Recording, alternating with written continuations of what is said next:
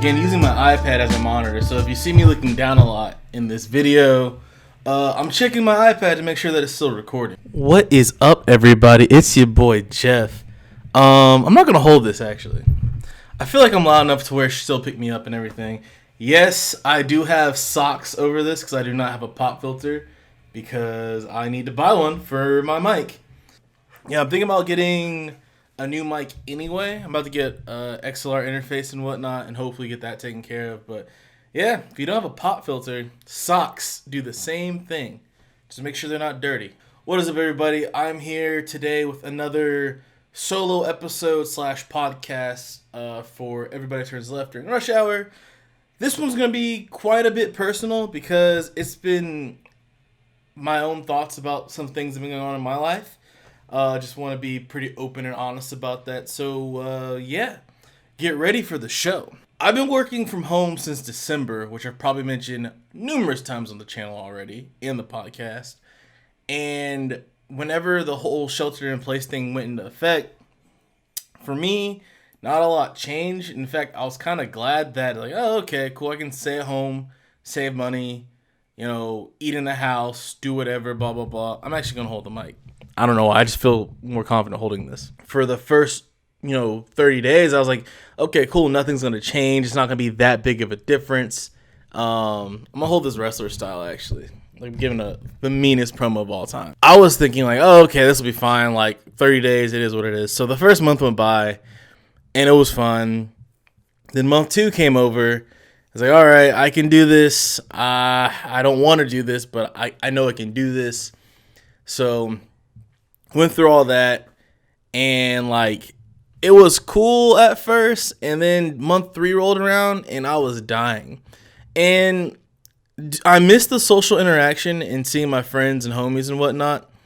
But I think the worst part about spending this much time alone, especially as a creative, is that you get stuck in your own head. You start thinking more and more about like, haven't made the right decisions in life, haven't made the right choices when it comes to jobs and internships and all the other stuff. And you get in this weird, at least for me, you get in this weird, like I say, funk or borderline depression where you think, man, maybe if I would have just done this instead of that, I'd be in a better situation. Or maybe if I would have done this job over that job, I'd be working here. Or if I took that internship, or if I did that video, or if I went out to this event and tried to branch out, blah, blah, blah. And I think for anybody that's considered a freelancer or a creative or whatever you want to put the label on that term, you have those moments a lot where you look back and think, man, maybe I should have blah, blah, blah. And I think that it's okay to look in the past. But I think the problem we have is that we dwell on the past. And when we dwell on the past, that's when we start acting up and messing things up. Especially when we start thinking about seeing others that have succeeded in areas that we have not succeeded, or in my case, I haven't succeeded. And you get a bit jealous, which I think jealousy, if you use it the right way, is a good motivating tool. But a lot of people, including myself at times, have used that and just got bitter at people and mad about stuff and things. And that's not the way you do it. You need to be happy for your fellow creators and, comrades that you worked with and whatnot. I'm super happy for all my friends that have gone and accomplished what they wanted to accomplish. They're making films, they're doing videos, they've been on tour, blah, blah, blah. They've been publishing whatever. They're getting these jobs and everything. That's awesome. I'm happy for them. Do I wish it was me? Sometimes yes, sometimes no. But I know for me, a lot of the last couple of years I've been finding out what I like and don't like. And I've definitely learned what I don't like. And I've definitely learned what I do like. And it's really important to not dwell on that and get stuck. Because if you're constantly looking in the past and regretting stuff and being mad, there's 2 things that happen. One, you can't go forward because you're always living in the past and living in the glory days, or you're upset about stuff and things. And 2, you can't appreciate the journey from where you have been and where you came from because you're constantly looking back like, what if? And this is really preaching to myself And I'm sure somebody else out there wants to hear this or needs to hear this as well. So do this as you may. I'm not a motivational speaker. I don't claim to be a motivational speaker. But I need to get this out there to clear my own conscience, if anything else. But yeah, you get stuck, and you just get stuck is the term, and you go in this cycle of you hate this, you hate that. Am I doing enough? Is this worth it? For the last 3 months, I've been looking at all this equipment I have and thinking, should I just sell all this and start over and do something else? Should I go into a different career path? Because it feels like I'm treading water at times. Part of the reason why I'm doing the podcast, part of the reason why I'm doing, a lot of the streaming and the YouTube videos, it's not for the views. It's not for pleasing people. It's to, one, keep my skills sharp. Two, have things to look back for portfolio pieces and resume pieces. And three, to keep on growing and learning and try to do different things and different styles and techniques. It's really important to constantly, even if you don't think you're matching up, at least keep practicing and being good at the basics and the little things in life. And when you get to collab with people, work with them, ask questions, ask good, meaningful questions, get information and learn. Recently, I've been watching a lot of documentaries, and I rewatched the Raising Kratos, the documentary on God of War. And not because of the game itself. I haven't played it yet, but I'm about to play it. I'm looking forward to it. You should check me streaming that game pretty soon.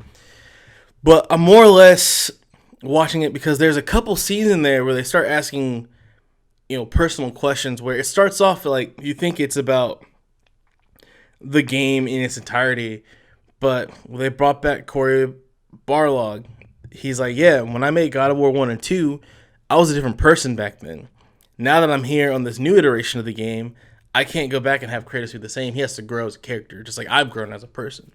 The guy, I forgot his name. I'll look it up. The guy that played Kratos, he has a moment where he talks about his mom always told him that wherever you go, wherever you work, somebody is smarter than you at something. And if you don't learn from that person, if you don't recognize it and learn from that person, that's your fault. And I think that's so true and so overlooked, because we get in this mood where we think that we don't think that we need to learn from somebody. We need to be better than somebody. But if you don't humble yourself and learn from other people and reach out when you have questions or need help, you're never going to progress, and you're going to be stuck, and you're going to be just complacent and angry at yourself for not doing X, Y, or Z. One of my big things is that I'm not good at animation at all. But I've reached out recently and asked people about, what are some good guides and tutorials to learn about animation and basics and whatnot. So I've been learning After Effects here and there, trying to get my skills back up. Doing this podcast in a Discord I'm in, I met somebody that they work on audiobooks. So all they do is take people's audio recordings, mix them down, edit them, get them cleaned up, put them out for audiobooks. That's their job. I asked them, what are some good things to do and how to make a podcast, edit a podcast. It's the same exact thing. Sorry, I'm a little congested right now, but he gave me some good resources and tips and gave me some good actionable stuff to learn from. And now I have the tools to do a very rudimentary, basic podcast. So trying to get over that hump of thinking that you have to do everything yourself, because you don't have to. That's huge. That's major. And I think that if we can all get over ourselves and start seeking others when we need to seek others and ask for help and whatnot, I think collectively we can all make great stuff and go far. Sure, I might not have the job somebody else has, but in the future, if they need something that they don't know, I can help them out and help them with this. It's not about accolades. Some people, they're all about the trophy at the end. They're all about having the all the credit, all the clout, And I think for me personally, I don't necessarily care about the clout so much. Clout helps you get places and do things for sure. But I think for me, it's more of, I like making things that help people out. And I'd much rather learn from somebody to make better, clear, bigger projects that people enjoy than to keep doing the same thing over and over again and not progress in my own personal development. Um, so yeah, it's been eye opening to kind of remove myself from the equation and think, okay, a lot of people I know are better than me at X, Y, and Z. I need to ask these people for their help to get better at X, Y, and Z. And so I've been asking a lot more questions and just seeking out others when it comes to that. And again, I'm really just preaching to myself because, we get caught up. I get caught up and I get stuck in my own head. I've been in a pretty weird state of mind the last couple weeks just because spending excess time alone is terrible. I want to be out. I want to hang out with my friends, but I can't. And so hopefully in a couple weeks or months, we can get back to a form of normal and get to hang out and do stuff. But until then, I'm in the house. But yeah, I hope you got something out of this message. I'm not trying to be a motivational speaker or whatever. I'm just speaking to y'all to preach to myself about what to do and where to go and to that you're not alone, that you're not a failure. You can do stuff and things. Some people's roads just take longer than others. Some updates. My arm's tired, so I'm gonna put it down. Streaming a lot more, making a lot more content. I'm working on a new series since can't really do anything travel wise. So basically trying to keep busy and learn different styles and do different things. There will be a video series I'm going to do until I can start doing arcade stick stuff again, or choose your weapon. I'm going to call it The Grind, which is going to basically be why you suck at fighting games and why you should get and how you can get better. But my socials will be at the bottom of this video and description of the podcast. Thank you for listening. If you like what I'm doing, give a like, follow, sub, share it, do whatever. Rate it on iTunes. I don't care. You don't have to do any of that, but it'd be appreciated to know that you guys care and listening. And if you haven't listened this whole time, thank you for coming on this journey with me and putting up with me, my annoying voice, and my allergies. But until next time, I'll see y'all later.